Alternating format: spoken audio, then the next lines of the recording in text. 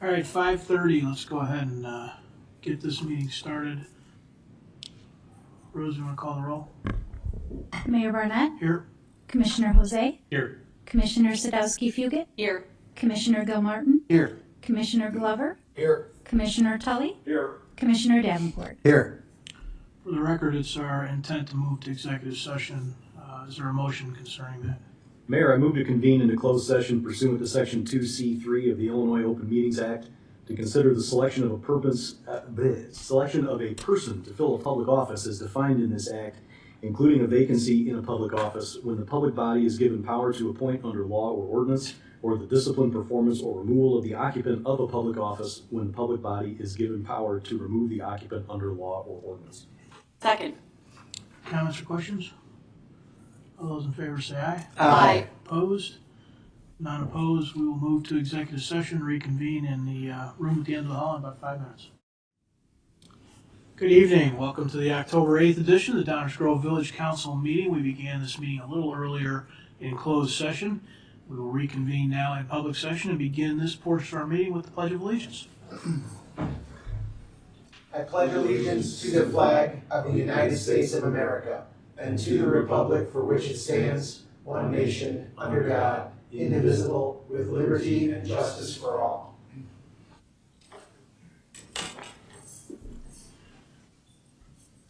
Item 5 on our agenda tonight is proclamations. We have 2 this evening. As you probably heard me mention before, these are opportunities to highlight certain things that I think deserve additional attention or special recognition in our community. We have 2 tonight. One is Fire Prevention Week, and the other is Arts DuPage Month. So we'll start with Fire Prevention Week. The National Fire Protection Association named the second week of October as Fire Prevention Week in commemoration of the Great Chicago Fire of 1871. Whereas, according to the National Archives and Records Administration's Library Information Center, Fire Prevention Week is the longest-running public health and safety observance on record, and the President of the United States has signed a proclamation declaring a national observance during that week every year since 1925. Whereas local fire departments responded to 1,504,500 fires in 2022, these fires caused 3,790 civilian deaths, 13,250 civilian injuries, and over $18 billion in property damage, according to the U.S. Fire Administration. Whereas the Downers Grove Fire Department sponsors an annual fire prevention program. Whereas the Downers Grove Fire Department's primary concern and interest is the 24/7, 365 safety and protection of life and property in the village of Downers Grove. Whereas the Downers Grove Fire Department renders a vital public safety and prevention service in the village of Downers Grove through education, inspection, drills, plan reviews, and responding to over 7,500 calls for service last year alone. Whereas the theme for 2024 Fire Prevention Week is Smoke Alarms, Make Them Work For You, and strives to educate everyone about the importance of having working smoke alarms in their home. Whereas more than 1/3 of home fire deaths resulted from fires in which no smoke alarms were present. Whereas the observance of Fire Prevention Week provides an excellent opportunity for individuals to make sure their smoke and carbon monoxide alarms meet the needs of all their family members, including those with sensory or physical disabilities, and to take personal steps to increase their safety from fire, especially in their homes. Now therefore, I, Robert T. Barnett, Mayor of the Village of Downers Grove, do hereby proclaim the week of October 6th through 12th, 2024 to be Fire Prevention Week in the Village of Downers Grove, and encourage all residents to educate themselves on fire prevention, fire safety, family emergency escape planning, and to support and engage with the many public safety education activities and efforts of the Downers Grove Fire Department. Dated this 8th day of October, 2024, Downers Grove, Illinois. We've got our fire chief here to accept this proclamation.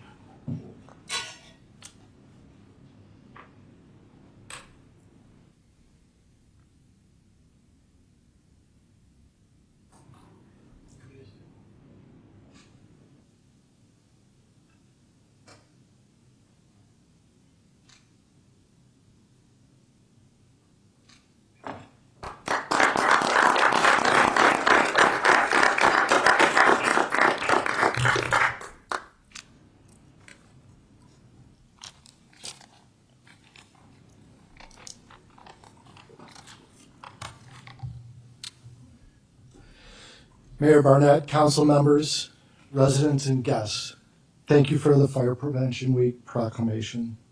This year's Fire Prevention Week campaign, Smoke Alarms, Make Them Work for You, strives to educate everyone about the importance of having working smoke alarms in their homes. Tonight, I want to address a crucial topic that often goes unlooked in our daily lives, the importance of smoke detectors. These smoke devices, which many of us take for granted, play a role in the safeguarding of our homes and our loved ones. According to the National Fire Protection Association, working smoke alarms reduce the risk of dying in a fire by 50%. This statistic alone underscores the significance of ensuring that every home is equipped with functional smoke alarms. The importance of smoke alarms extend beyond mere statistics. They are the first line of defense against devastating effects of fires. Fires can spread rapidly, and the time to react is often limited. Smoke alarms provide early warning systems that allow us to escape to safety and alert emergency services before the situation escalates. Furthermore, they can be the difference between a minor incident and a catastrophic event. Regular maintenance, such as testing alarms monthly, replacing batteries, or your detector, if it's greater than 10 years old, is crucial to ensure the devices work when we need them the most. Remember, install, test, and replace. Let us remember that smoke alarms are not just devices, they're lifesavers. I urge each of you to check your smoke alarms today and make sure that they are fully operational.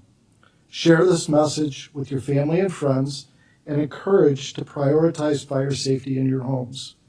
Together, we can create a culture of awareness that not only protects us, but also fosters a sense of security in our community. In conclusion, I'd like to invite each and every one of you to our annual open house night at the firehouse. This will take place at Station 105, located at 6701 Main Street, from 6:30 to 8:30 on Wednesday evening, October 9th, tomorrow night.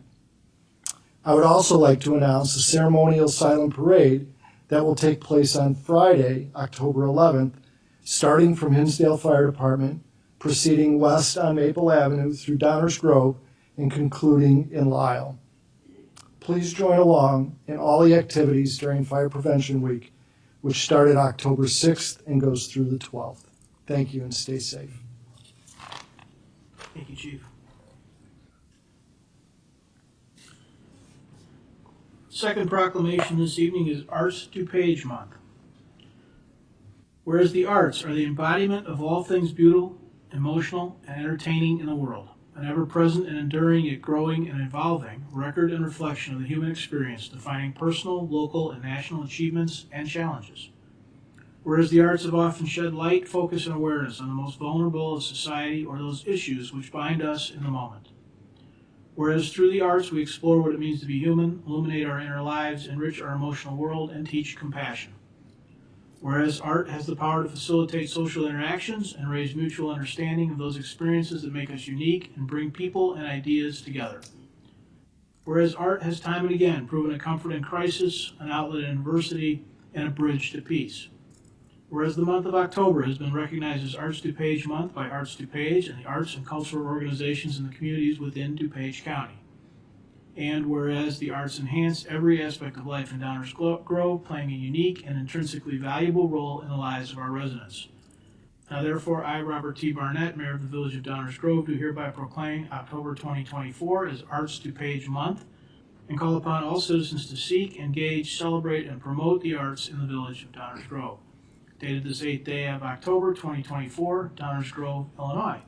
We have a member of Arts DuPage here to accept this proclamation.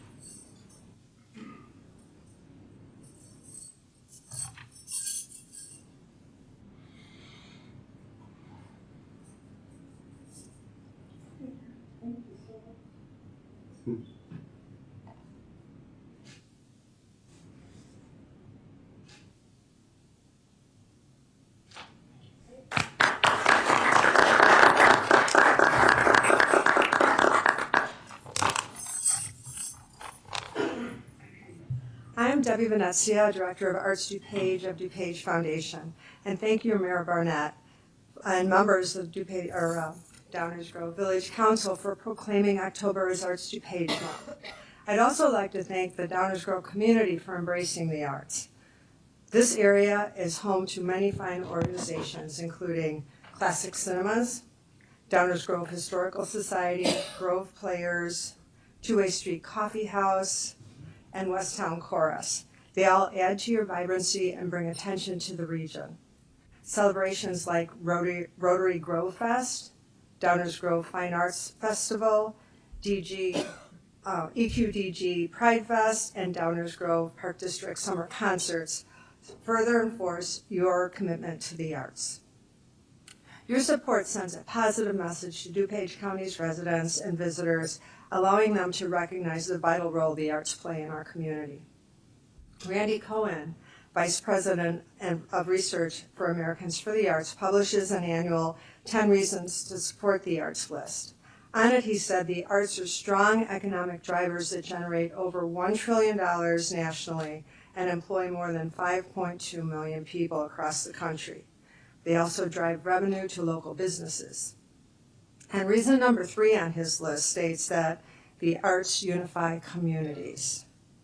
It explained that the arts provide shared experience with people of different races, ethnicities, ages, beliefs, and identities, and they help foster understanding of other cultures across demographic and economic categories.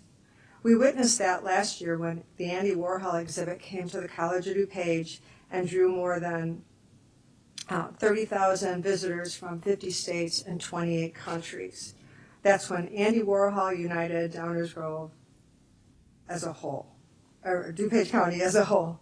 29 municipalities celebrated Warhol through their own experiences, including concerts, lectures, movies, and other activities. In some cases, city councils, downtown alliances, libraries, and park districts worked together for the first time and created events that were enjoyed by all. When community leaders support the arts, they invest in the lives of the people who live there. This October, as we celebrate Arts DuPage Month, let's make a unified effort to experience the bounty of art experiences available locally. By doing so, we not only improve our own well-being, but we also improve the quality of life of our neighbors and contribute to the vibrancy of the community we call home. Thank you. Thank you.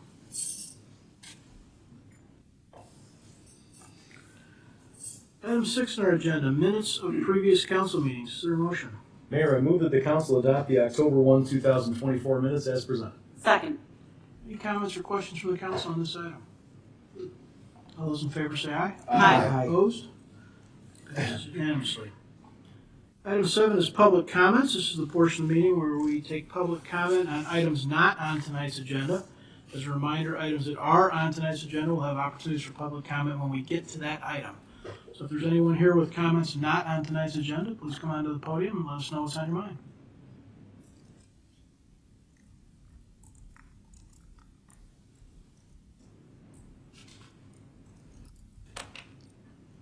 Hi, my name is Glenda Greco, and I've been working at Downers Grove for 39 years. I didn't see anything on here about parking, and so I just wanted to address the last time I think we had a parking study was 2018, 2019. If we are thinking of removing any of these parking spots, is there going to be another study done? Or is there going to be a designated place where we're going to, when we remove these, replace these parking spots that might possibly be removed? That's it. Thank you. Thank you. Anyone else, items not on tonight's agenda? Okay, we will continue with the current agenda then. Item 8 is our consent agenda. Is there a motion? Mayor, I move that the council adopt the consent agenda as presented. Second. All those in favor say aye. Aye. Opposed? It passes unanimously. We do not have a first reading this evening, so we'll move on to our active agenda. This is item 9 on the agenda. This is where we take up items on which we plan to take action tonight. These are items which would have been discussed at least once at a prior meeting, perhaps multiple times. Is there a motion concerning a special use? Mayor, I move that the council adopt an ordinance authorizing a special use for 3110 Wood Creek Drive to permit a trade school as presented. Second. Any comments or questions from the audience on this item? Comments or questions from the council? Greg? Thank you, Mayor. I want to thank my colleagues for their comments on this proposal at the last meeting. I'm only sad that I missed my friend Matt Gugala from Local 265 last meeting.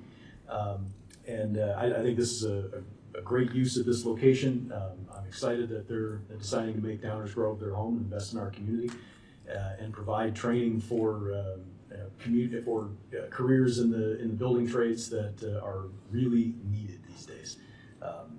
We have seen construction worker shortage across the country, and it's time that we put more money and more focus on the construction trades so that we can keep building our future. So welcome to Downers Grove Local 265. Thank you, Mayor. Thank you. Any others?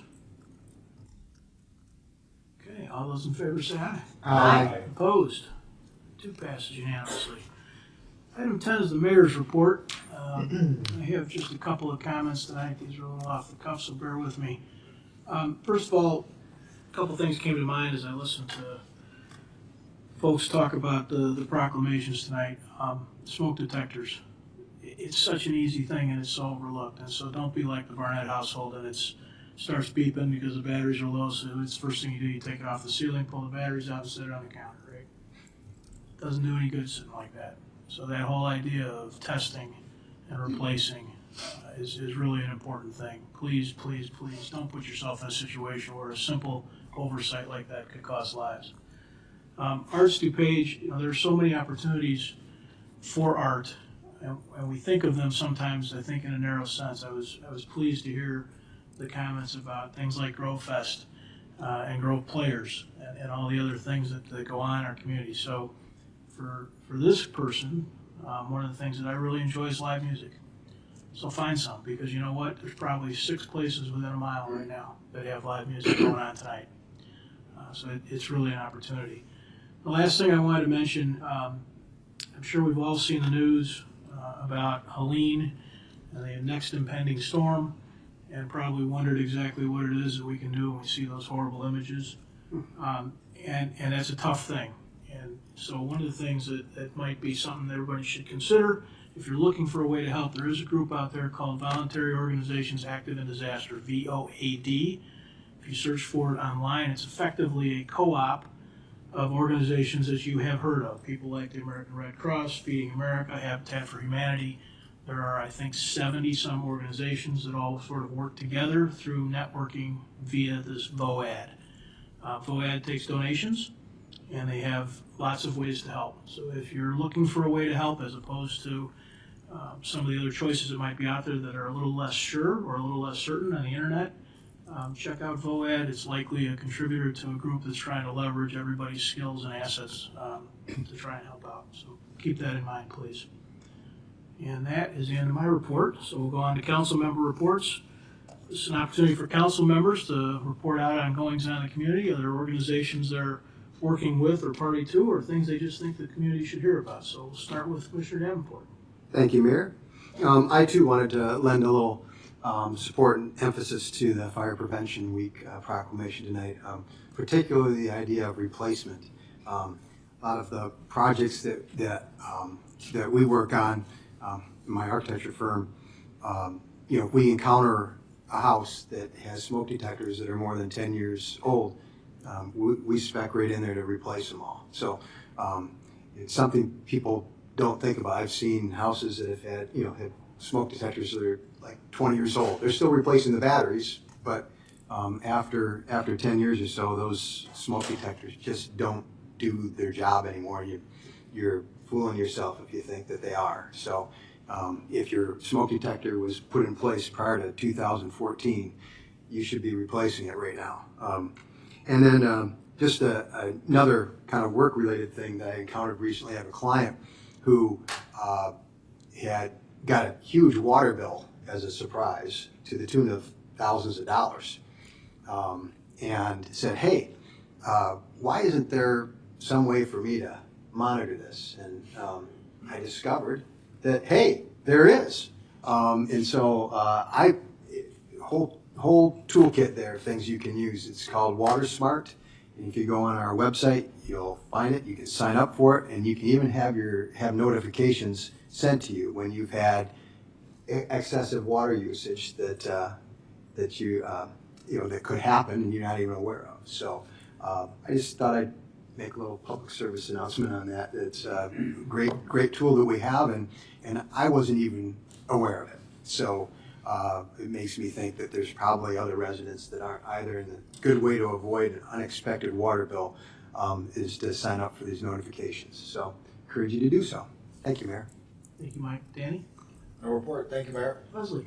Yeah, I want to thank the Downers Grove Fire Department also for their education efforts. So when my daughter had firefighter Anthony come into her classroom, she came home and immediately asked me where our meeting point was. We had multiple ways out of each room to test our smoke alarms, she didn't know how to pronounce carbon monoxide, but she pointed to it and asked me about it. So clearly they are doing their jobs, and we're memorable enough that an 8-year-old actually wanted to come home and talk to her family about it. So thank you very much for that.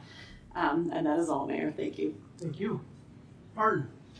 Thank you, Mayor. A couple things. First of all, in addition to all the items going on, activities going on, during Fire Prevention Week that Fire Chief thankfully described for us earlier, I also want to note that on Saturday, October 12th from 9 a.m. until 10 a.m. at the Farmers Market, which is still going on throughout October, your village council will be hosting Coffee with the Council. So if you didn't like waiting in a long line to speak tonight, you can come see us on Saturday. And we'll be there from 9 a.m. until 10 a.m. at the Farmers Market. It's a more casual environment to come down and ask any questions or raise any issues with members of your village council. So I encourage people to do that. Second, much more somber note, just picking up on Mayor Barnett's comments. Obviously, we've all been very sobered by the images coming out of battered places, devastated places like the Gulf Coast of Florida and North Carolina, particularly Asheville and Lake Lure and Chimney Rock in particular, which were devastated by Hurricane Helene. And we're all just praying that those in the path of Hurricane Milton don't experience further horrendous suffering. Thank you, Mayor. Thank you. Chris? Thank you, Mayor. Yeah, just a couple things. I had the pleasure of attending this year's Historical Society's Montreux Dunham Awards. Was an award given to local resident Mary Ellen Young. And I have to tell you, it was my first time attending that award, and what a treat. Mary Ellen Young is someone I candidly hadn't even met before that night, although I was asked to speak, which was kind of ironic. And but the beauty of it was, though I had never met Mary Ellen, her reach and the shade of her tree was over me and my family. Mary Ellen started helping girls navigate adolescence, which is a strong program in the school districts, helping young girls with mental health and bullying issues. She also serves on the Grow Foundation as the president. Leslie also spoke, did a great tribute to her on their behalf. And she happened to be on our first hotel tax advisory board, which the fruits of that labor was the Economic Development Corporation of Downers Grove and the Visitor Bureau. So having never met her, she has touched my personal life in so many ways, and I think so many people here in Downers Grove. So I just want to say congratulations to Mary Ellen Young, to an award much deserved. And that's it, Mayor. Thank you. Thank you. Well said. Craig? Thank you, Mayor.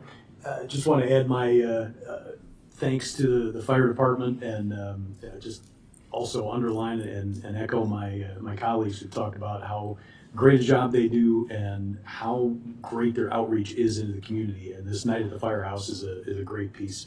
If you haven't been there, take your kids, go. Mine are now old enough that they're running around with other activities, and I don't know if I'm going to be able to make it, but whether you want them sliding down the fire pole or seeing the dress-up contest or the live fire is very eye-opening. To see the impact that sprinkler systems make right in front of your eyes is something you'll never forget. And it'll make you think twice about whether to put sprinklers in and whether they're in every building you're in. So great service to the community, and many thanks to Chief Spinizzola and the fire department. Thank you. Thank you. Item 12 on our agenda tonight is the manager's report. We have a couple of items which we expect to dig into tonight. Dave?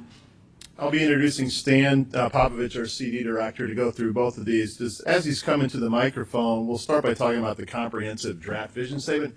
The council's been working on this very important part of our comprehensive plan for a couple of meetings now.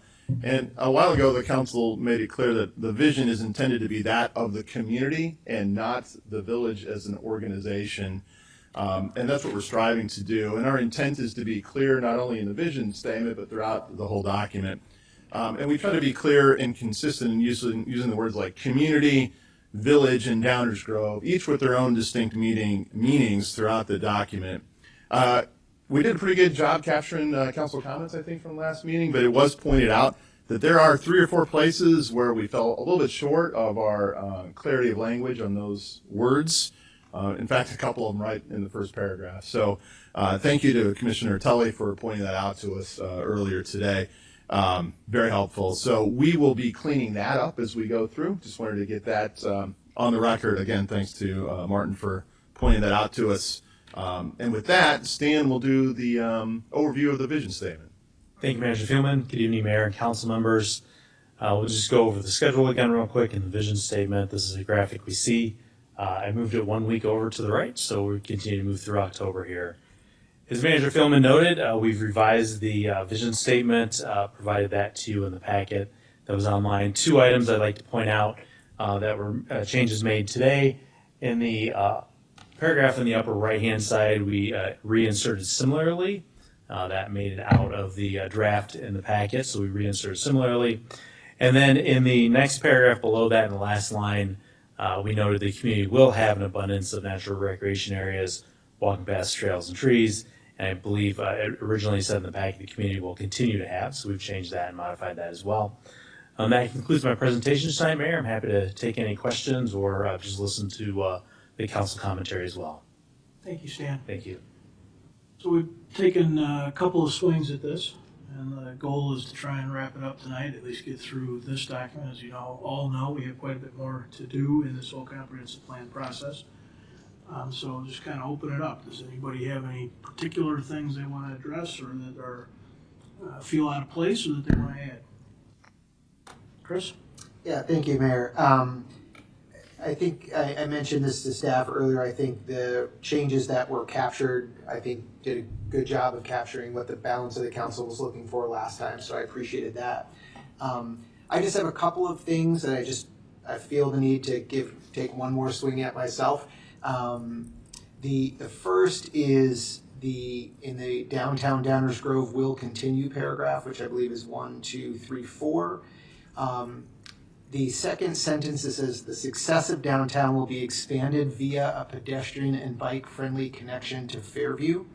To me, I just still feel like that is a very tactical extension of downtown, not in the way that I feel the council is looking to talk about the extension of Fairview, which is far beyond just a bike and a pedestrian pathway. So I wanted to just raise that to see if anybody, how people feel about that change or potentially changing that. And then, no surprise, the following paragraph that talks about Belmont, I still feel pretty strongly that this is very too specific to one area. So I took the liberty of just sort of writing a paragraph that I felt expressed what I was trying to express last week. We can take it or leave it. But as the downtown paragraph concludes, the new paragraph could say something like, similar to the downtown and Fairview focus areas, the community will seek to transform other key locations across the village. These sites will offer opportunities to create distinctive gateway and destination nodes, each unique in character and purpose, but aligned with the village's vision to provide diverse residential, commercial, cultural, resource, recreational, and natural amenities. And so the idea behind that is to leave it a little more broad and not call out the specific areas, because we may find that other areas, I'll just say south of 55th, that we haven't really discussed much about, can be included. And as we know, this is a document that drives a lot of sort of decision-making and direction of this council. And I just feel while the inclusion of Belmont, I understand, I feel like we are sort of picking the next priority item rather than setting a vision for what we want to see happen. And I think the idea around expanding to the Fairview is sort of hopefully step one in the next 50 years of finding other areas to enhance and create, and I'll give the mayor credit because he's talked about nodes in the past. How do we think about these different areas in that way? So it's really just taking it a level up and trying to think about these as more of opportunity areas rather than specific areas. So that was my thought there. And then I think the abundance of was already changed, so I don't think we have any, that's the only two things I had. Let's react to that and comment on that, discuss that a little bit before we move on to any other new subjects or ideas or edit suggestions. Anyone got any thoughts on that? On that specific point? On that specific point, On yeah. that specific point, yes, Mayor. I appreciate Commissioner Gilmartin's point, because on the one hand, why focus on any area? And I think we've all reached some kind of consensus that downtown is worthy of being pointed out and I specifically identified. We then identify Fairview. If you're going to identify Fairview, and frankly, I suggest that you call Fairview Focus Area. That's what it is, not Fairview, because that's a street. And then likewise with Belmont, I think you should have all three of those. And as we discussed last time, if the reason behind that is because they are uniquely tied to one another, and I realize we can disagree as to whether that's true or not, but they are physically connected by a rail line. And that would be one reason for grouping them together. So to have one without the others seems to be odd.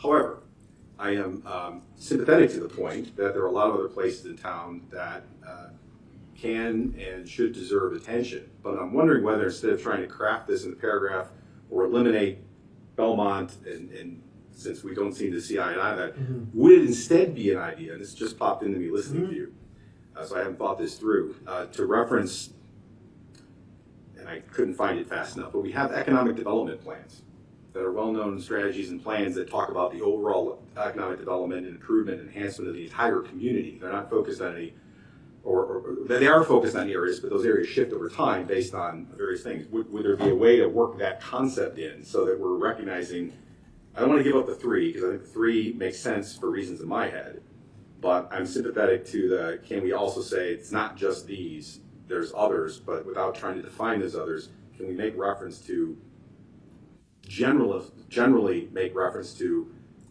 existing, and I don't want to say a particular plan, but we have plans that we've had and we've updated them year after year after year that do spend a lot of attention focusing on other nodes throughout the community that are not connected to a rail line. So it just occurred to me that maybe there's something like that we could simply add as a, oh, and also, by the way, we will support that stuff. And I couldn't find the plan fast enough to come up with better language, but that's the concept. So that's something I hear you, and I'm also trying to see if there's a way to capture that without, in my mind, doing violence to what we have here. When I heard Martin, I was thinking, vision. A couple things. First of all, that sentence about the expansion via pedestrian and bike-friendly connection. I agree with you, Chris. I think that's too granular, tactical for me for this vision statement. I'd be happy to have that removed. And I don't want to lose Belmont because of that third commuter rail anchor node. There is a uniqueness there that ties the three together, I think, in a way that one of the differences, we've had in the past, we've talked about catalyst sites, and certainly they exist elsewhere in the community. But this connects us to other communities and a greater, broader transportation network that to me is an increasingly important thing to be focusing on, so I like to leave it.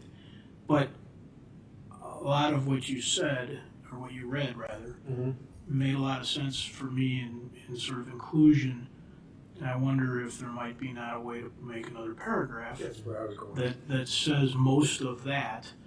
Because it is true that, you know, one of the things we have to be sensitive to with this document is, you know, it'll get revised again in 7 years by the next council. But in the meantime, it is the type of thing that we sort of, next month, we're gonna have a list of work to do that's longer than we can get done, right?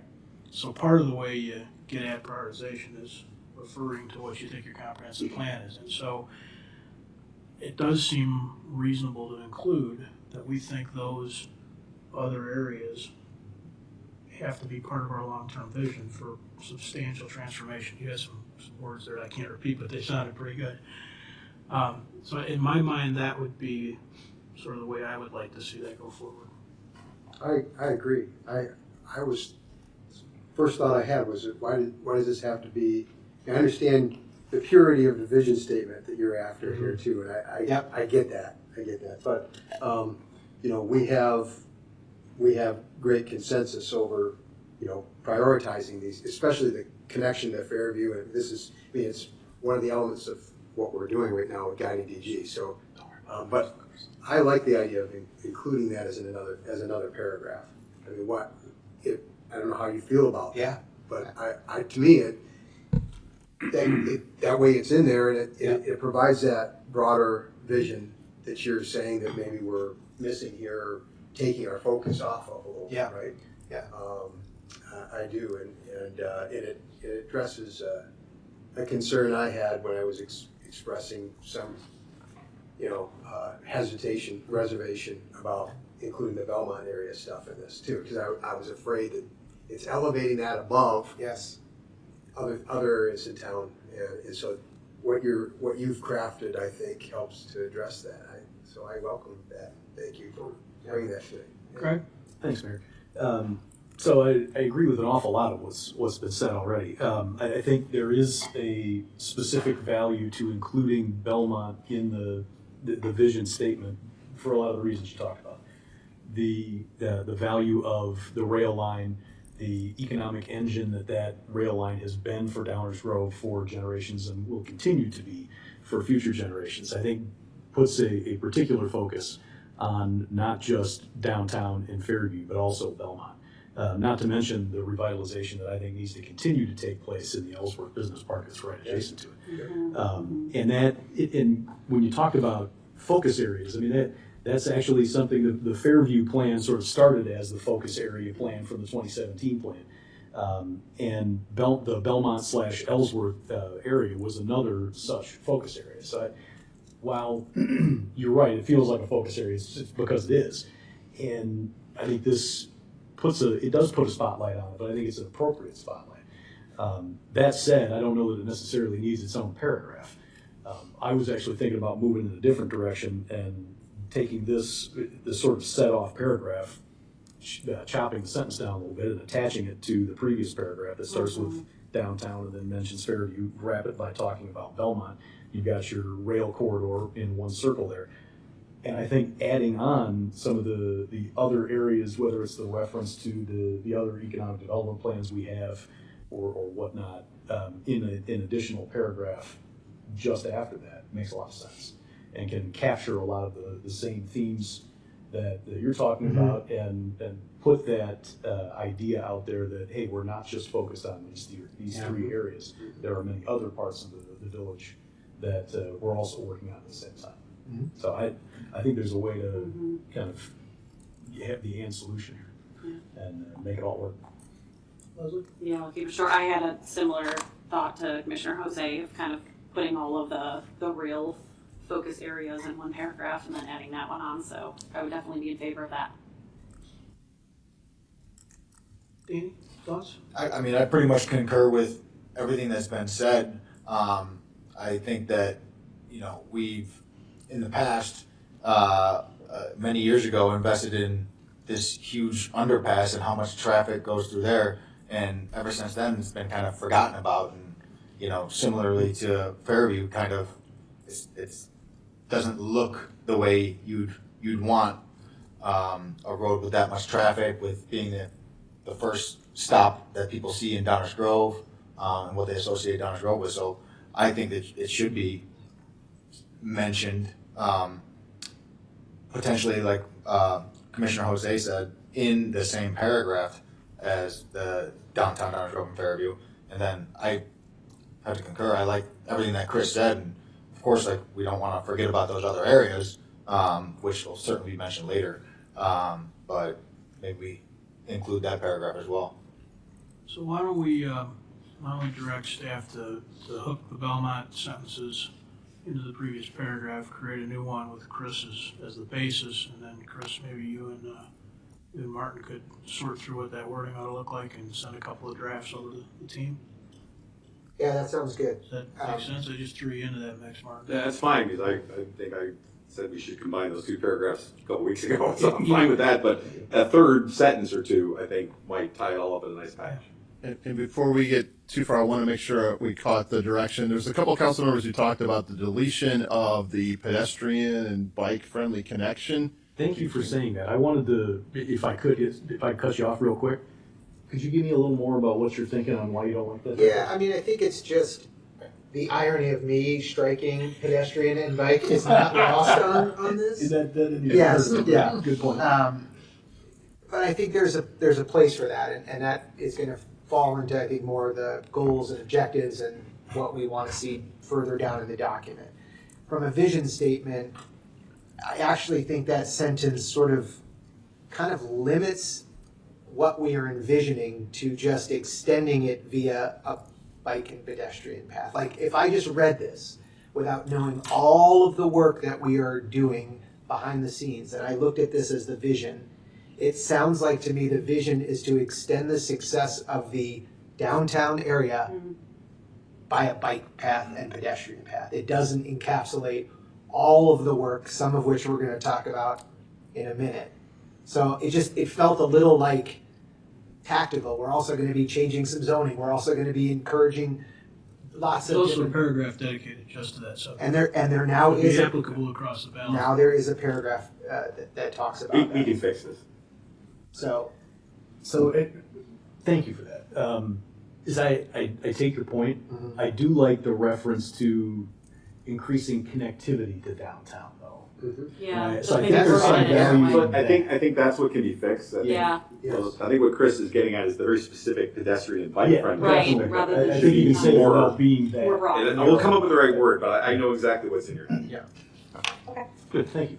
You want to try and summarize, Can I- Dave, what you're hearing? can I just, Mayor, if I can, just one more point, please? Only if you're going to cut more pike and pet out. I'm not cutting anything out. Wow. Go ahead, sorry. So I appreciate the feedback on the Belmont stuff. So I'm trying to compromise here. I do just want to say, the last thing I'll say about it is it does sort of feel like we're picking the next area to focus on by including it in here. Downtown was already done. Fairview is part of what this priority action item, and now Belmont is in here, and that feels a little bit of getting ahead of ourselves in terms of what the priority is going to be next for this council. That's all I'll say about it. Want to try and summarize what you think you hear? Yeah, so far we have the combination of the Belmont, downtown, and Fairview paragraphs with a change from a very specific reference to a bike and ped connection to general connectivity that we'll work on there. And then the additional paragraph, which we'll pull from Commissioner Gilmartin's, although I have it committed to memory, I just won't repeat it here. But we'll work with Chris to get us some language that we'll insert there. That's what we have so far.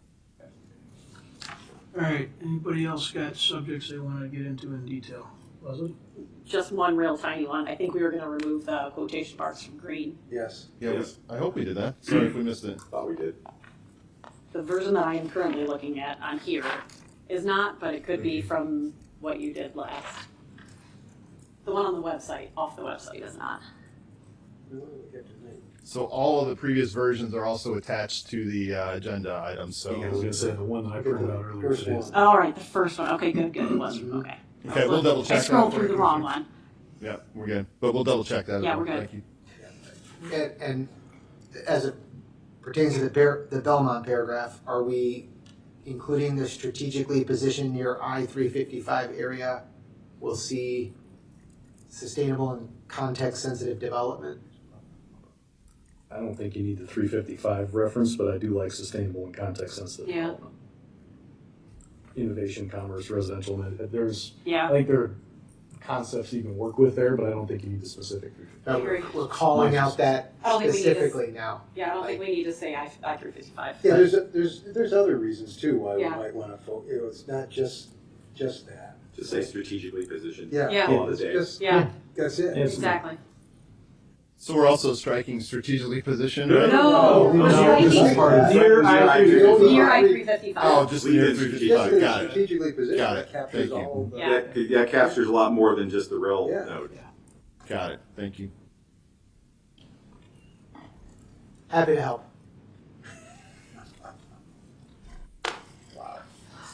Martin? Sure. So just to pick up on some other comments, I know that there was very mindful use of a village, Downers Grove, and community, and as Manager Fieldman said, one of the concerns was that some of the words were used an awful lot. So where your first sense is who wrote this, because of the repetition in words. So it is helpful, I think, to try to use the right word in the right place. I look forward to seeing how you do that. The other reason to do that is internal consistency, because sometimes even the same sentence, they were not used, I think, the way they were intended. So I think that is understood now. So without changing any of the substance, I think just making sure the right use of those words is internally consistent. Sometimes even in the same sentence, it wasn't consistent. So it's just a matter of making sure that it all matches up. So I think that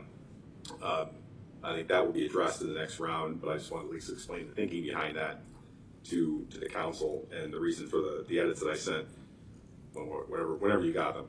And then there were a couple of places where there were just some words, and by the way, it is a thankless task to listen to 7 people try to orally draft a document and capture it in writing.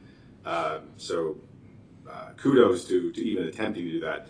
But there was just some errant words here and there in some sentences that just they seemed out of place and didn't make sense. So I just suggested some corrections that would not change the substance, since I don't want to change the substance at this point. And I don't know if I can point them out, or do you all know what I'm talking about? Have they been included already? If not yet. No, not I been. think, Oh. Martin, I think you ought to just go through them. All right, then I didn't want to take the time to do that. Yeah. Nobody knows what I was Let's talking about. go. So just for example of why community and Downers Grove and Village need to be internally consistent in the document, just take the first paragraph. Look at the first paragraph, the word community shows up 5 times. It's just 5 times.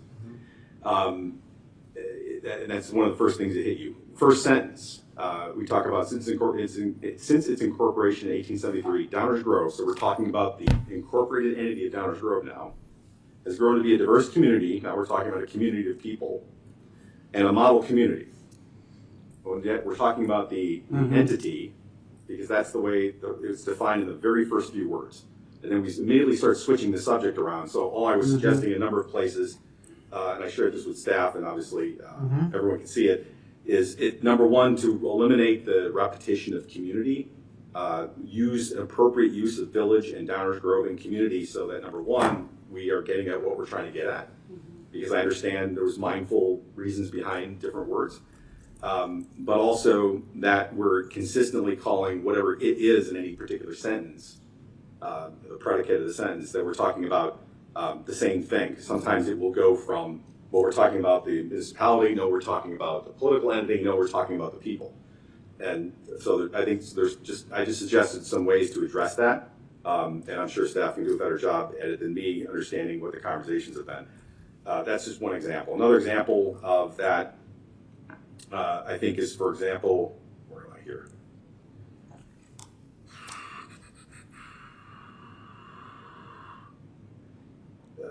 There are times where we talk about the town in a way where clearly this is the village acting. In other ways, we're talking about it as the geographic location here in Illinois, and other times we're talking about the people who live, visit, and come in and out of it. And paragraph 3 is like that, paragraph 4 is like that. So those were some of the reasons why I suggested maybe some changes to the use of village, Downers Grove, and community so that we're more internally consistent and also just cutting down the redundancy.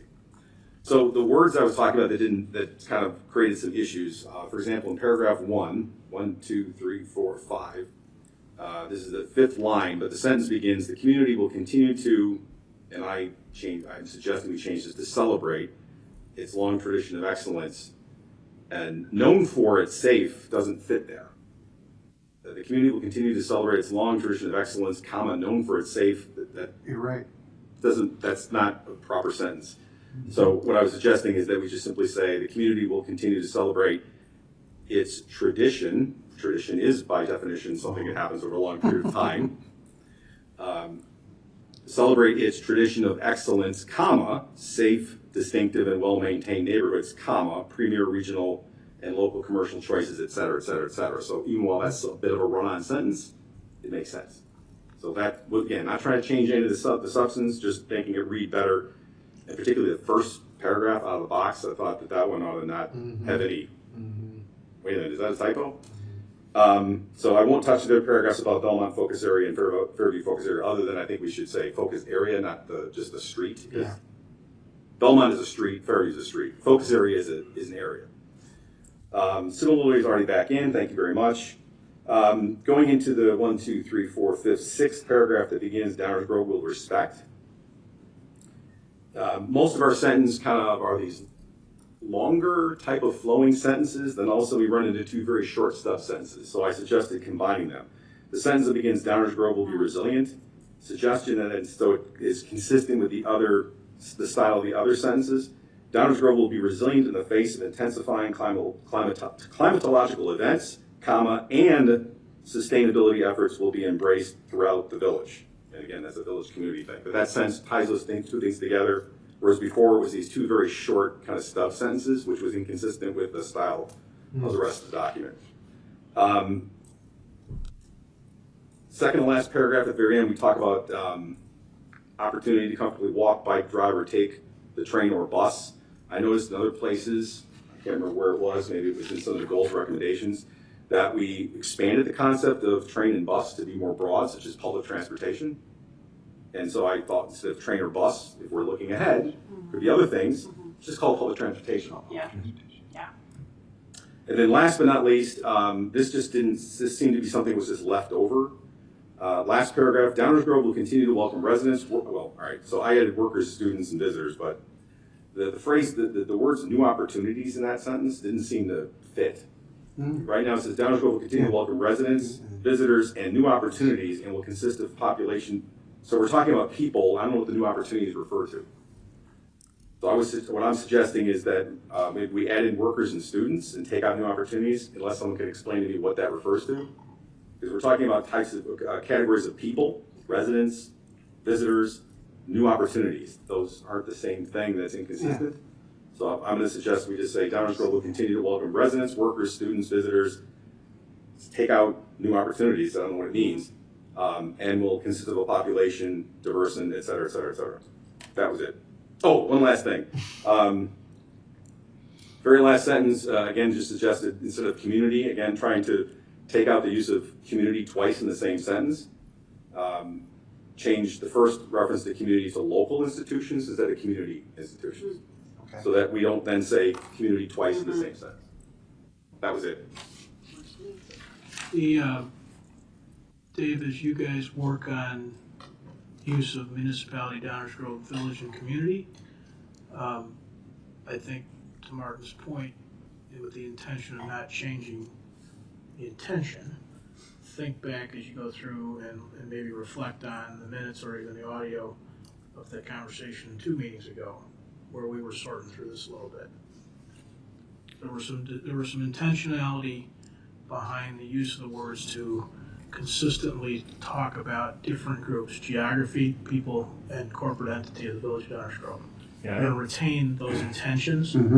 So yeah, that's clear direction from the council. I had an opportunity to have a short discussion with Commissioner Tully. I know he and I are on the same page of how that's being drafted. I had the opportunity to Martin walked me through his proposed changes. I think they're absolutely consistent with that upon further review. So one of the things we'll do when this document, not just the vision, but the whole comp plan comes out, is a little explanation of that, almost like a defined term concept, so the reader will clearly know that we're being intentional about and consistent with the use of those words, because I think it will help readers understand the whole comp plan. So we'll make that clear as we move ahead. So yes, Mayor, we'll do all those things and make sure it still captures the overall council direction, which I think it will.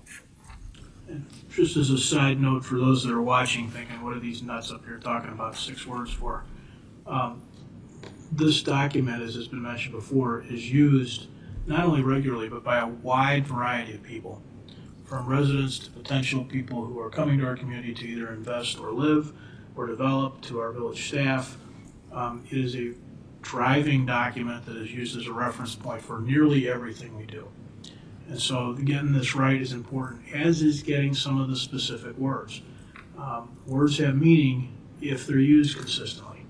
And so you've got this whole document that's going to flow after this. And if we were to use one or more of these words differently in different places, you think about how it, back to those different people using it, they're not going to start and read it start to finish.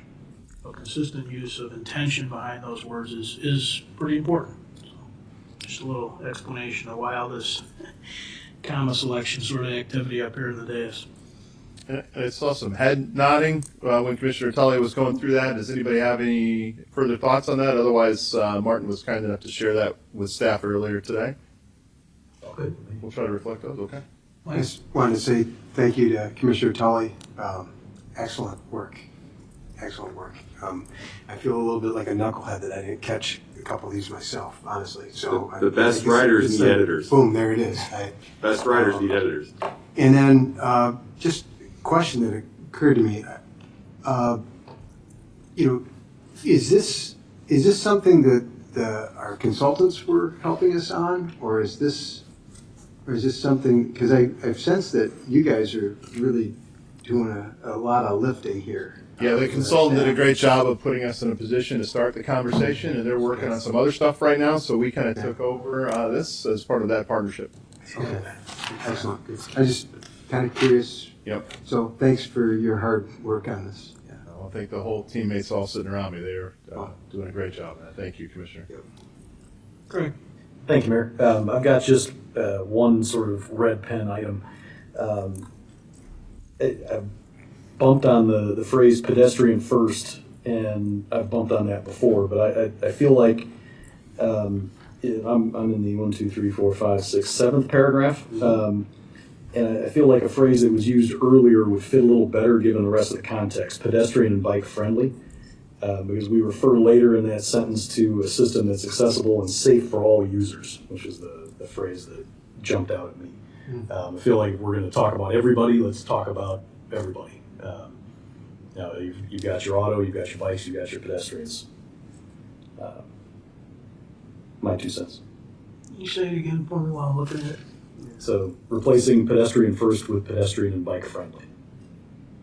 So we read Downers Grove will have a high quality, what was that term, Greg? Pedestrian and bike friendly transportation system that is easily accessible, safe for all users, and aesthetically pleasing.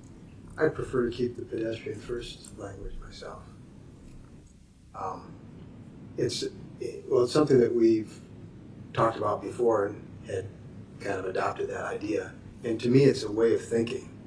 Like we've spent decades, designing transportation systems with really from a car first sort of mentality. Without naming it, that's what we were doing.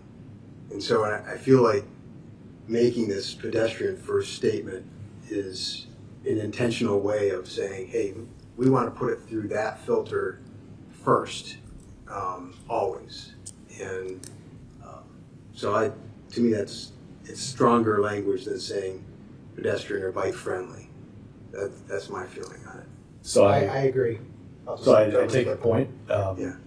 And that's exactly why I've got a problem with it. Because number one, I don't believe we have, do, or plan on doing everything from a pedestrian first standpoint because of the other uses that are involved. And I think it's exclusive of things like bicycle traffic, which I don't think is something that's intended, but I think that's the way it reads. And yeah, some of the feedback. Hold on, wait, okay. So you're saying pedestrian and bike are different? In my head, they're different. Yeah, got it. This one. Okay, sorry to interrupt. Well, no, it's fine.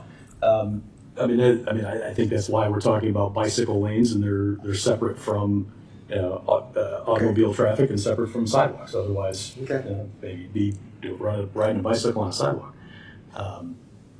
But I also now I had a thought and I lost it. Between the interruption and jet lag, sorry. It'll come back to me.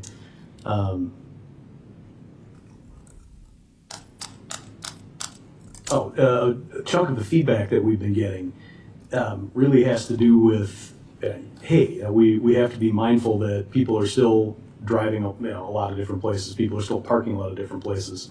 And maybe you're being a little too worried about one segment and not another. And I feel like by saying pedestrian first, we're swinging the pendulum a little too far in the other direction. I get your point. I when I would thought pedestrian, I was thinking bikes too. Me too. So, but to hear you say that you see it different. When I think of a ped, I think of somebody who's walking. But that was a perspective that hadn't occurred to me. So I appreciate you bringing it up. I'm not sure that I'm I think from there. a legal standpoint, though, aren't cyclists considered pedestrians? Enza, can I get some background on this, please? She doesn't know. All right.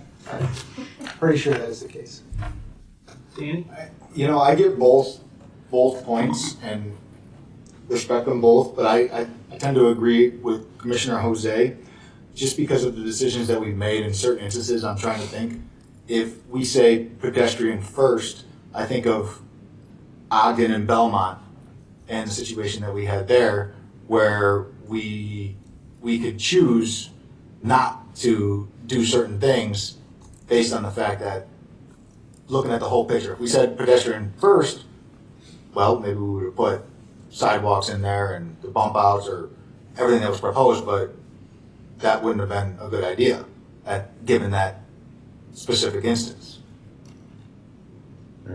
And on the point pedestrian, now it's not a legal definition, right? But according to Merriam-Webster, going or performed on foot of relating to or designed for walking. Pedestrian mall, pedestrian bridge, pedestrian traffic. I can respect the issue of saying pedestrian and not saying bike being problematic. But what I'm struggling with is how to say that. So what I mean, this one person means when they look at this, is that when we do anything we have to do with design, designing or maintaining or upgrading physical environments, that we will run through the filter of what's the best solution for non-motorized traffic first. Now, that doesn't mean that's exactly what you do, right? Because, like Arista says, we're going to have it safe and accessible for all users. So there may be things we still don't do. But I'd like whatever ends up here to drive us as a community to think that's how we're planning.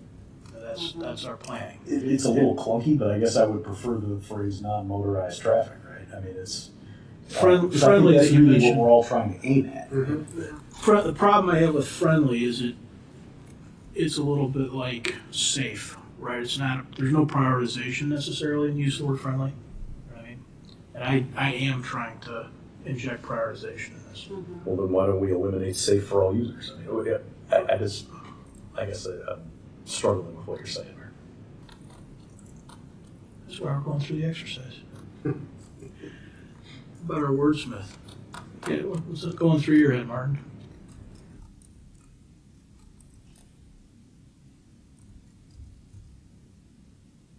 I'll have to think about it because pedestrian first does have a legal meaning in Illinois, but I won't go into that. Mm-hmm. I don't think that's what we're getting at here. Let me think about it. I'd like to hear more about that. Yeah, because I was unaware of that until it just came out of his mouth. Me too. So. Now I'm wondering what maybe that's doing something I don't want it to do.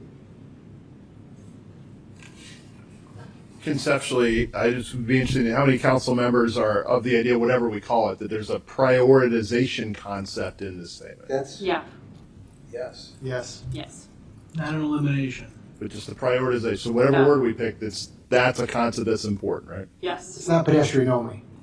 Right. Right. And Right. even pedestrian first means that Right. cars yield to pedestrians. Doesn't mean that there are no cars. Right. And that there's no excessive vehicle. Okay.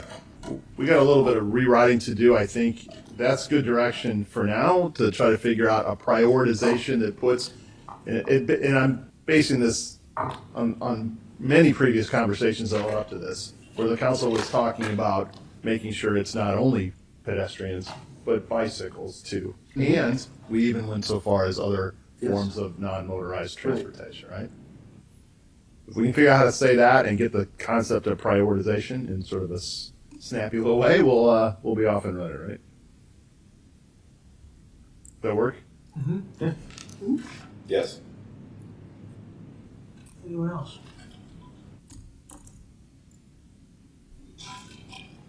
Okay, well, thank you all for the conversation, right? It's not 100% agreement, and there's some stuff that came out that people weren't maybe expecting, but it's a good conversation. It's going to get us in a good spot. Thank you all. Want to continue, Dave? Well, the next item on tonight's, we'll go on to the next agenda item on Fairview rezoning. Yep. Yes, our Community Development Director, Stan Popovich, will also take us through the Fairview Focus Area implementation, talking about zoning regulations as part of a broader discussion that Stan will walk us through right now. Thank you, Mr. Fieldman. Good evening again, Mayor and Council. We'll be talking about the Fairview Focus Area implementation. Tonight we'll be talking about the project description, recap our last meeting, which was in March, provide an area map, some draft zoning ordinance, key regulations, some staff recommendations, and then obviously next steps for this project. The Fairview Focus Area Plan implementation, there are 7 parts to this implementation. We're working on 3 of those parts right now. The first one is defining the project area, which we've done, amendments to the zoning ordinance, zoning map, and then through our guiding DG project, we're doing streetscape and landscape improvements as well that you've seen some concepts for that in the past month or so. With regard to our process, we have the comprehensive plan, we're doing the regulatory framework and the zoning ordinance, sort of in that where we've got some of the zoning ordinance written, but we're sort of moving that way, so we're sort of in between the framework and zoning ordinance, moving closer to the zoning ordinance. Back in March, we defined the project area. We identified 3 potential zoning districts. At that point, there were F1, F2, and F3. And for each district, you may recall, we had a pretty good description of those, identified land uses for each of the districts, form and design. You can see we had some of those block diagrams to talk about scale and setbacks and how they related to each other. And then we had some parking regulations, then design guideline applicability in the F1 zoning classification. So this is the map we were working off before. F1 is the blue, F2 is the green, and F3 was the yellow back in March. Since that time, staff has developed this map, and we've changed some of the designations to be more in line with some of our other zoning classifications. So the F1 is now being referred to as the Fairview Core. The F2, which is in green, is being referred to as the Fairview Business. And the F3 is now being known as the Fairview Transition, which lines up with our downtown zoning classifications as well in terms of similar nomenclature. And so you can see that the proposed changes to that with the green, blue, and yellow, the areas have stayed the same. It's just a matter of some of the names of those districts have changed. Staff has also been hard at work to develop, based on our discussions back in March in the framework, putting actually these requirements into a table. Now, because of the uniqueness of this and the table, there's a lot of notes that go along with the table as well. So not really long paragraphs like the comp plan, but just notes to help people along and understand what we're looking for on this one here as well. And so this goes into the setbacks. The density is the minimum lot area, the build to zone in the FC and the FB areas, maximum building coverage, which would be the FT, Fairview Transition District, building height in all 3 of those districts, and then again parking in those 3 districts. We also did talk about an inclusive housing bonus, so that's written in through a note in the zoning table, which talks about if there is the development is participating in a federal or state affordable housing program with a compliance period of at least 10 years, then there's that bonus applicable to those developments for inclusive housing. You may recall we went through these land use tables before and sort of developed those areas. So the only thing that has changed on these land use tables is really the F1 to FC and down the line so that they're all there. But we went through these back in March and sort of identified those land uses that would be appropriate in those zoning classifications. Next, we talked about the extended family accessory housing. Specifically, the staff has been working on developing language for that. So this would be a permitted use in the Fairview Transition Zoning District. Persons could be related by blood, marriage, adoption, or civil union. Right now, there's an age restriction. So this would allow a college kid to come home at first job and have his own living unit there. The unit may be in a principal or an accessory structure, and then the maximum size is noted, 40% of the floor area or 1,000 square feet in the attached unit. And then if it were to be accessory, the max size would be 1,000 square feet. So this is a little bit more permissive, like the council had directed us to pursue. Similarly with the home occupation concepts, you can see what's currently allowed throughout the village and then what's currently not allowed. But through discussions back in March, council directed us that these three options were okay. So I know the ordinance right now is really written, so it's really tight in terms of the number of employees you can have as we've gone more work from home and more residents and more people being able to work in different places. The maximum of 3 non-resident employees would be on site. So you could have 6 employees working underneath you, but the max at your location at one time would be 3. Again, similar to the extended family, you could be located in a principal structure or accessory structure. Max size is similar. And then we did go down the path of having the same similar prohibited businesses that are the rest of the village as well. So we wouldn't be creating a new unique list of uses that would be allowed in this location. So based on all that, the next steps would be to create a zoning ordinance and zoning map amendments, creating the 3 districts and implementing the framework recommendations through an ordinance, and then implementing the extended family and home occupation recommendations in the Fairview Transition District, and then implement the design guidelines in the Fairview core for new buildings only as directed back in March.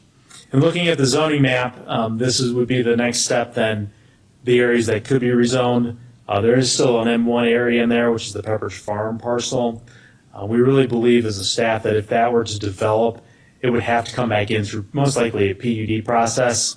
Since they are a good community partner and a business partner, staff feels like it'd be important to understand the future plans and maybe not to rezone them right away and maybe have our economic development team go and talk to those folks to see what their long-term plans are. If this were to be redeveloped, they would most likely have to come in for some sort of entitlement, and at that point, we could work through the approvals and sort of the bulk requirements, understanding that we've got it identified as Fairview business as well, but to see what they're looking to do or how new development coming in there. So that would sort of be the interim map that we would be looking to pursue through these zoning ordinance and text amendments and as map amendments as well. The next step for staff would be to talk tonight to make sure we're on the right path, and then begin implementation of this, which would involve open houses for business and property owners. We do have a Fairview focus area webpage, so updating that with some information for residents and business owners, meetings with staff, and then public hearing notices as well once those go out. But really trying to get feedback from the council tonight and then step forward to starting to meet with some of the community members as well. That concludes my presentation, Mayor. I'm happy to answer any questions or listen to the feedback the council has for us tonight. Thank you. Thank you, Stan. We've got a couple of folks maybe that might be specifically interested in this. If you guys have comments you want to add to our conversation, you're certainly welcome to come on down to the podium and let us know what's on your mind. You don't have to. You also can sit and listen to us. Well, I was going to save this for later. Sorry, I'm Diane. Longtime Downers Grove resident. I was going to come up later and talk more about the ECC and some of that stuff, but do we really need to develop undeveloped land in Downers Grove? Can we not build on already developed land or buildings that aren't being used? Do we have to have some sort of development on every single inch of Downers Grove? That's my question. I just, there's so many buildings that are empty. Why can't we use those for some of this stuff? Or tear them down and put something else on? But why do we have to develop any sort of open land at this point? It's just a thought. Okay. But I have other comments, but probably not the time. I was more on the vision statement part. So. All right. Thank you.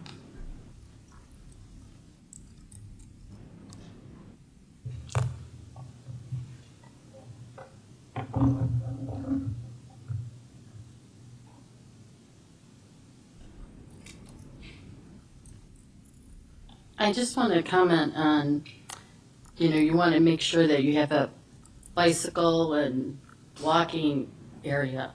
We do live in the Midwest, and I brought it up at other meetings. Downtown Downers Grove gets their sidewalks cleaned, the businesses, all the time. We really have to start worrying about Ogden Avenue, Main Street, the other side of 55th, where the Jewel is, where all these businesses, where the people have to ride their bike. In the wintertime, if you're not cleaning these sidewalks, if you're not going to clean these paths that they have, and you're going to make the road smaller, and the bike paths are not going to be cleaned, the bikes are going to be riding, and the people are going to be walking in a shortened or smaller street. So I really think we have to look into doing some more cleaning. I mean, I told you before, when you go over to where Amazon is and the industrial area over there, when you go over the bridge on Belmont or Finley, whatever you want to call it, they're riding in the street because that sidewalk there, that's where they're walking, that's where they're riding.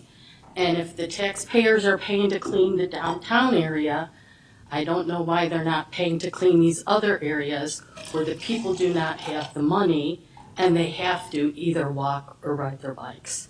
So it's just something to think about with going forward. Thank you. Anyone else? Mayor, can I ask a quick Before- question? Before we go on, I want to clarify something. It might be where you're headed, Dave, or Greg. Dave, is snow services in downtown, is that part of the downtown management contract? It's not part of the downtown management contract. It's a contract held by the village, but it's paid for by the special service area that encompasses that it's a special property tax levied only on properties located within a geographic area of the downtown used for specific enhanced services, including the snow and ice control. Yeah, there are a good deal of services or activities that happen downtown uniquely. And I think almost all of those are a function of an additional tax levied on the property owners of the downtown.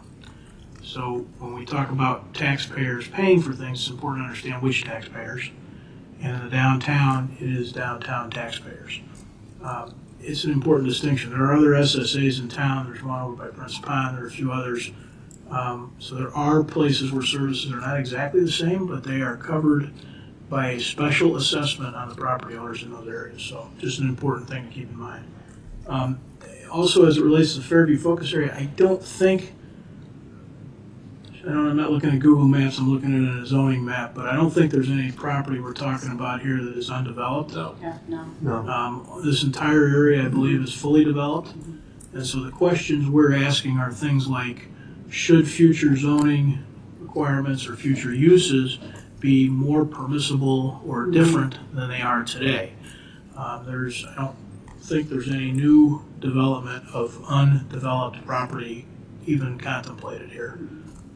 An important distinction about the conversation that you're about to listen to. Right. Yeah, so those are just a couple of things for clarity for those watching at home and continuing to listen here. Greg, did you? Nope, you nailed it. Yeah, that was what I was thinking. Let's talk a little bit about this area. Anybody want to start into what the presentation Stan gave us or what we think next steps ought to be? Greg? Thank you, Mayor. I had just one question. With regard to the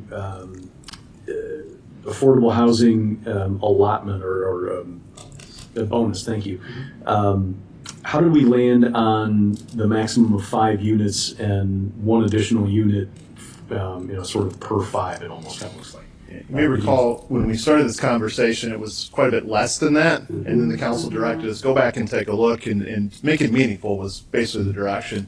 So Stan, Jason, and the planning team went back and looked, and they said, you know what, this minimum of 5 every 5 units with an additional 1 seemed to make sense. It makes sense within the context of how the parking would work with the way the parking regulations go, and we thought it would be a meaningful amount of units that could come forward. So, we could pick whatever we want. There's a certain amount of, what fits, and our staff team thought that 1 unit for every 5 unit was a good fit. Okay. Appreciate that. Others? Mike?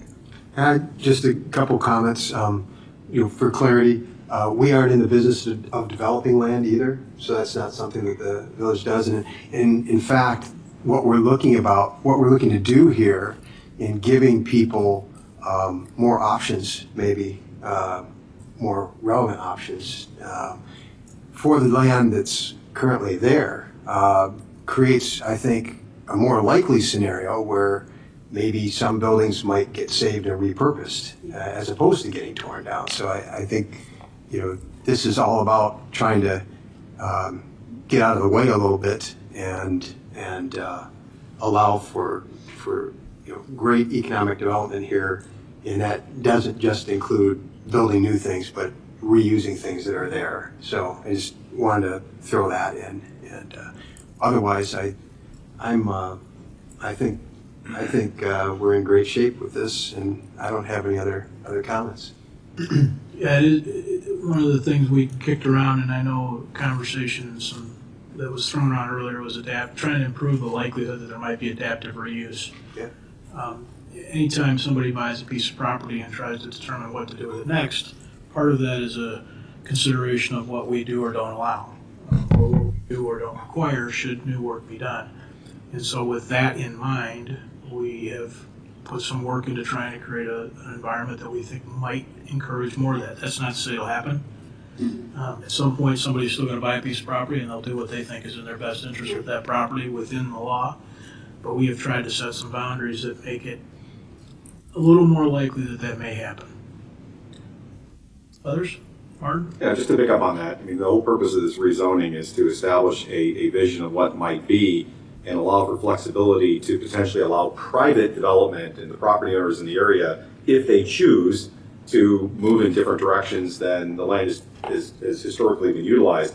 Candidly, and I don't mean this lightly, some of the things we've been talking about would actually create more flexibility to create additional green space than what's there right now, which is largely pavement and concrete. These changes are actually designed not only to have better uses there, that will facilitate some pretty innovative and cool stuff, but also encourage additional green space and more environmentally friendly practices than what you have there right now. Not to say that it can only get better, but that's what we're trying to encourage is actually better uses of the properties that are there now, and less asphalt and concrete and more open space, greenery, green roofs, sustainability, things that aren't happening right now. So that's what we're trying to facilitate. But the key point is that we don't own any of this property. So this is all just trying to create an environment, or how would someone say? Chris might say, no, he wouldn't. Chris might say that it's we're creating the canvas and pointing out some paints, and really it's up to the private business owners to paint the picture they want. But we're kind of giving them the colors and the palette and see what they do with it. And then the only other thing I wanted to say is I have to. I knew you weren't going to say that. Just want to make sure you were listening. Finish your thought, Mark. Let's hear more. And now for something completely different. I want to say to staff that I really like the way that this has evolved from a concept through different iterations. And one thing that we often hear is, well, this was all a done deal. This was all set in stone. We have sort of moved and changed and evolved based on input, based on mindful thinking. And there's going to be more of that. You have to have a framework to get started. But I'm pretty impressed and happy with the way this evolved. I think it's been pretty mindful. I think the input from the council has been pretty helpful and innovative, and for the most part, driven by consensus. And we've loved the community input we've received so far, and I'm really excited to see the additional tweaks and changes that might happen here and there as this goes out in the community and people start getting an even better understanding of what might be.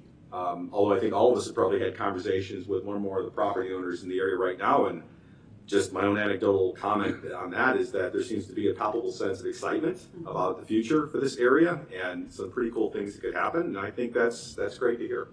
So that's all I have, but thank you for the good work. I just want to echo everything that was said. I remember a lot of conversations that we had early on about even expanding the ability to have, whether it be a patio or garden spaces beyond what we would normally allow, say, in the downtown area. So that really kind of allows for a little bit more flexibility when it comes to open space and green spaces. So I am also very happy with kind of how this has all moved forward. And kind of thrilled with the outcome. So thank you so much for all the hard work from staff, and we move forward with this. Anyone else? Yeah. Okay. I know we're way past the point of the map itself, but being that the R6 is so compatible or with the transition area, the area just to the north kind of stuck out to me. Like, was there a reason we didn't include that, and should we include that? That like little block right to the north of the core on Fairview and West side of Fairview? Sorry, Between Austin and the north. Yeah. Sorry, the west. The two brown Between squares. Austin and Franklin. Yeah, these two. Yeah. The two So R5s. R5s. Those are, The north parcel is just a piece of the creek, right? yeah, those are That's actually our south R6. parcel. Some of Yeah. the coloring didn't come through on the So display. should those be transition as well? It's like R40, sorry. So we worked with Commissioner Glover in a Monday call, and he had noted this. Those are R6. The first one is actually where the creek runs through two parcels, and the other one is improved with multifamily development. And so staff would be supportive of extending that and making that an FT part of the transition. I think it's consistent with council direction. Is it that works for me. currently in floodplain? Yes, the one where the Yeah. creek runs through, Yeah. yes. It is. And is there a street behind it that bumps up against that R3 or R2 that's behind it, or is that? It's an alley. It's an alley. Yeah, it's got to be an alleyway. It's an There, alleyway. there is some vacant alley rights away in the area there. You can see some of them outlined there. I mean, because I think we talked about kind of using streets as Yeah. border definition, so I just want to make sure that if we do want to move this ahead. Because it's zoned R6 already, and the properties to the west have a different single-family residential zoning. The Yeah. staff position is, we think that's sound zoning practice to go ahead and include them, especially since they would become, I believe, FT is what we're talking about. Mm-hmm. Here we go. Go ahead, Sam. You can see it on this map a little better. So the southern parcels, they're Austin and Fairview. There's you clearly see the creek run through there. Then the two northern parcels, and it does look like that alley comes down off of Franklin, but it really stops before the creek parcel. Public alley? Yes. Yeah.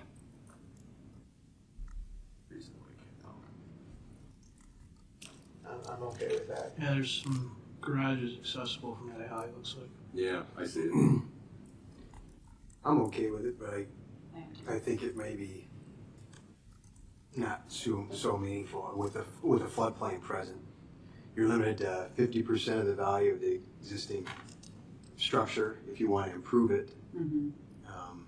And then tearing it down comes with some pretty serious costs.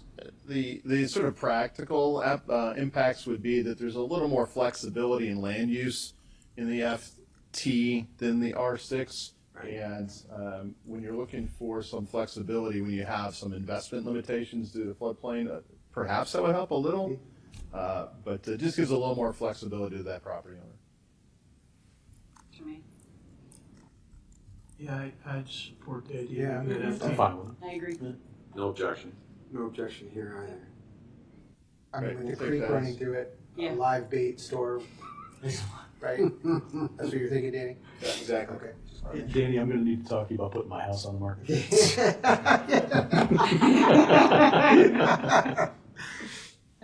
Great place to put a We'll take multi-purpose that as, trail. Yeah. as direction when we move forward. That's what I'm hearing. Yep. Anyone else? Yeah. Chris? So I too want to echo the hard work. Thanks for the hard work on all of this. A lot here. And I think staff, you've done a great job of presenting to this to us in a concise way. So just some feedback. I'm all for the naming conventions of core business transition. I think that makes perfect sense. I love the inclusion of affordable housing, and I'm glad that was captured in a meaningful way, so thank you for that. A couple of questions that I had. One on page 21 of 25, which shows J, K, and L.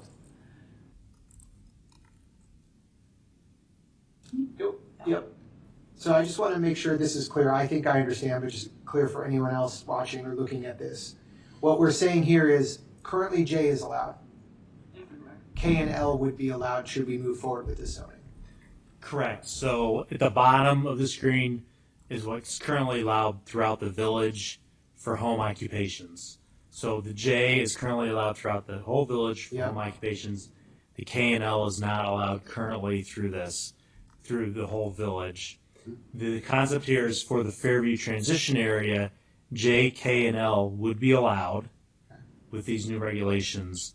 But then for the rest of the community, we would still have the J would be allowed, but the K and L would not be allowed throughout the rest of the community. Okay. Because the concept was really that this would be sort of an incubator area. We would try this here. Okay. Okay, yeah, there was some discussion about maybe doing it throughout the village. Yeah, that was a concept that had been floated a couple times, and then we found a way to make it all work in the FT.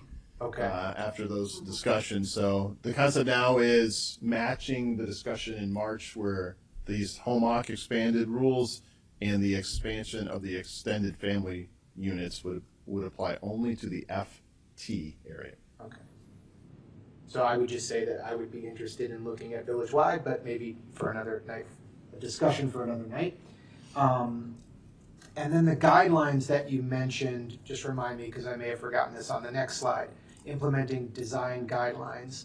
Did we decide to look at new design guidelines specific to this here, or we're going to apply the downtown guidelines to that? We are using the downtown design guidelines as the basis for this, and what we found, and we see the ordinance come forward, we have to do a couple tweaks. Because it's referencing downtown districts, but by and large, the intent is the same guidelines in the downtown would be applied here. And the only thing we would change is what's necessary to be changed to accurately reflect the FC district. Did we discuss that? I apologize, and that's something that the council, we all agreed to? Okay. That's just my memory, and I apologize for that. The last thing I just want to bring up is one of the permitted land uses or not permitted land uses, and that is massage therapy. So brought up by a resident, local business owner, had some conversation with her, and then I also kind of feel like this massage therapy stigma is way past due, and I would maybe offer that we allow it.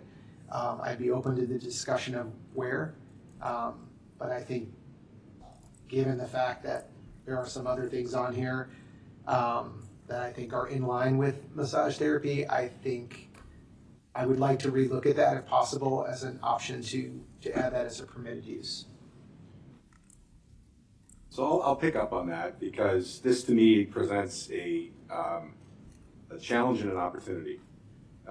And there's a history here, which I can regale people about the history anytime they would like, including history that went up to the Illinois Supreme Court in this community. But the question is, I think we all spoke with the same resident. Legitimate licensed businesses should have an opportunity to succeed like anyone else in our community. So I think the challenge and the opportunity is, the challenge is coming up with a right zoning, but also special use, because it would have to be some kind of a special use, and the right parameters, so that we all know we're talking about the right kind of legitimate licensed business, not what we had invested a great deal in getting out of our community. I see those as two different things. But so how do you do that?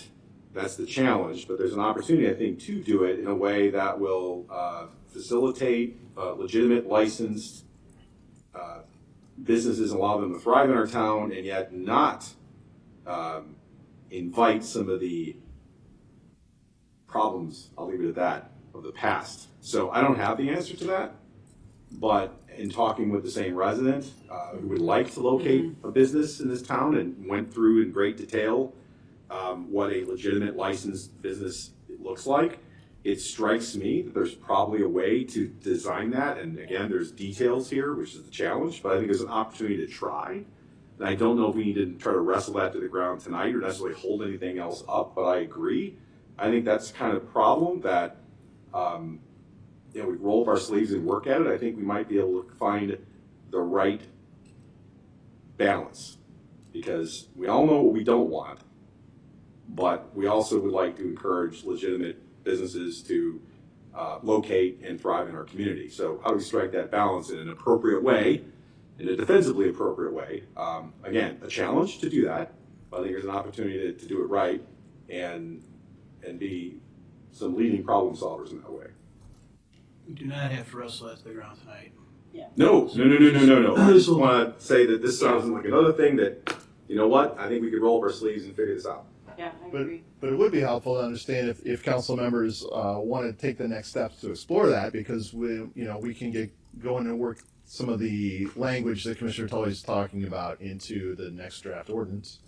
I would be interested in that. Yeah, I'd be interested in seeing information about the licensing and things like that. I'm maybe a little more cool on the idea than some of the others, but the licensing aspect and how stringent that is something I'd at least like to look at. And there are existing ordinances elsewhere that we could work with as a starting point. This isn't working from scratch. I think I hear enough here to say we'd like to understand that more completely. Yeah. There clearly are the concerns are obvious. The history in our community is obvious and well known. So with that in mind, let's see if we can develop it a little further. Okay. I would just ask that we make sure we're clear on the distinction between what we were looking to get out and what licensed massage therapy places are, and making sure we're not painting, if I can use as the resident painter. You guys are nailing it with Arts and Page this month. Exactly. Not painting that profession in that light.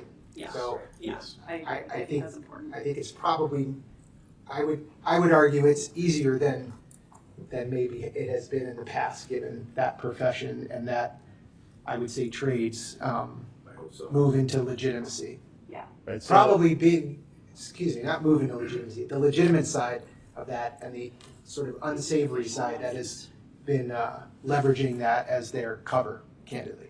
So just so I'm clear, we're discussing the massage establishment license ordinance, not the land use.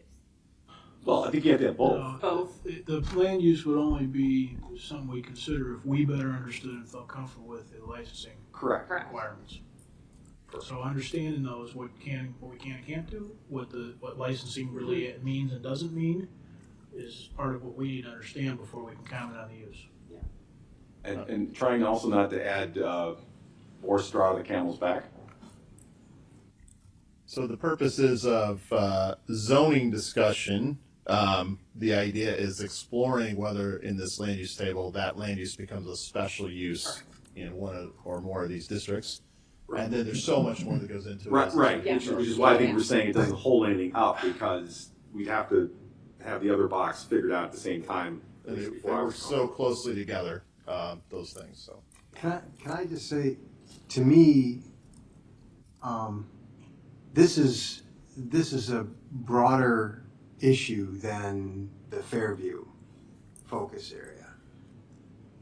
So are we talking about, because if I don't know how to put this, because I understand clearly what we're trying to get at here, and I agree completely. But this seems to be a bigger issue than just Fairview focus area. And I wonder if, in the interest of moving things forward right now, that we want to leave it as is proposed, but yet look at this. We're not holding anything up. What we're doing is saying Right. that this has caused us to ask a question we need more information to. We're not Okay. holding this process up. Okay, good. I don't want them spending a lot of time on it. Okay. If we can start by just refreshing folks on the license aspects and the 2014 zoning change. It was done with the 2014 zoning ordinance rewrite, and what districts these are special uses in right now, and how that all works together with the license. We can get you some information. Okay, thank you. Anyone else? Great. Thank you, Mayor. I just want to thank staff for moving this along as quickly and as comprehensively as you have. I mean, overall, I think you captured exactly what the council has been talking about and trying to accomplish over a series of months. And thank you. Looking forward to passing the zoning regulations when they come before us. Thank you. Knowing this is going to go through plan and back, we're not going to pass anything tonight or in next week. But I still have a question about something that I'd like everyone to consider between now and then. I think I'm hearing that sort of strategically we would be considering holding off on that M1 rezone. And the reasons behind that make perfect sense to me. What concerns me a little bit or gives me pause is not the holding off the M1, but the rezoning of the FT in the southeast corner there. And the reason I say that is because I sometimes question whether we make decisions. I can't think of a perfect example, but some folks who've been listening to me long enough will remember me saying it. We want to sort of cause others to invest and cement in a situation we don't necessarily want. Want is the wrong choice of words, but if we looked at that entire area as a single piece, it might offer more flexibility. But if we make it FT now, we invite investment in there. And once we invite investment in there, I mean, we're not buying the land ourselves. People will expect to get their investment back or make it perform, one of the two. So, Mayor, you're talking only about the FT that's adjacent to the Correct, right? in the far southeast corner of this mapped area. And so my personal sort of feeling at this point, which is not having any science behind it, but is that if we're going to hold off on the M1, maybe we should just hold off on that FT area. It doesn't prevent its continued use, which right now is mostly housing, I believe, some of it multifamily housing, which certainly fits the area, it certainly fits the FT uses as well. So I don't think it takes it out of functioning the way we might hope. Can you remind us what that is currently? Is that R6? Yeah, it's a couple of different R districts right now. There's some 6 and some 4. 4 is a single family zoning, 6 is a multifamily zoning. So if you look, the mayor was correct in his assessment. There's some multifamily there, and there's some single family detached there as well. Right, thank you. So again, we're not going to wrestle it to the ground tonight, but everybody think that through a little bit. We don't want to use this to invite something that then makes something else more difficult. I agree. Okay. Yeah. I agree. Any other comments, thoughts? That's good forward thinking. Yeah, I agree with that. Okay. I think we're probably good. Well, you mentioned staff performance, so now it is time to call out some exceptional staff performance. It is a joy to work with these folks who are great in zoning and land use. Stan and Jason and Flora and Emily and Enza and Brandon and Jason Michnick as well has got some background and part of our sustainability manager participated here as well. Just the top-notch team. You see their work reflected here. So thank you. That's all we have on tonight's manager's report, man. Thank you, Dave. Before we adjourn, I neglected to invite comments on our vision statement discussion. If you're here, you heard, we are not done. So if you do have some comments on that, please come on down to the podium, let us know what's on your mind, and when we're done with that, we'll be adjourning for the evening. Anyone want to add to that? Down the podium.